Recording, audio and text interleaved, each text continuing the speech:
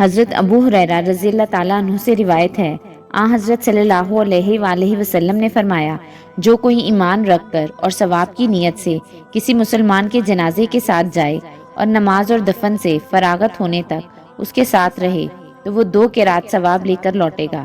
ہر قرات اتنا بڑا ہوگا جیسے احد کا پہاڑ، اور جو شخص جنازے پر نماز پڑھ کر دفن سے پہلے لوٹ جائے تو وہ 1 قرات ثواب لے کر لوٹے گا۔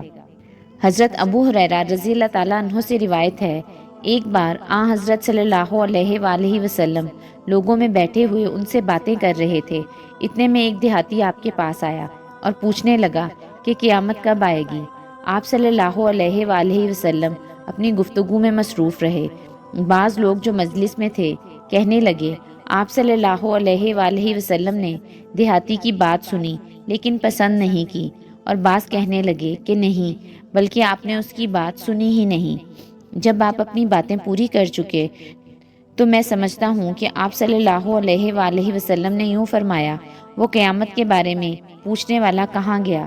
اس دیہاتی نے کہا، حضور میں موجود ہوں۔ آپ نے فرمایا کہ جب امانت ایمانداری دنیا سے اٹھ جائے تو قیامت قائم ہونے کا انتظار کر۔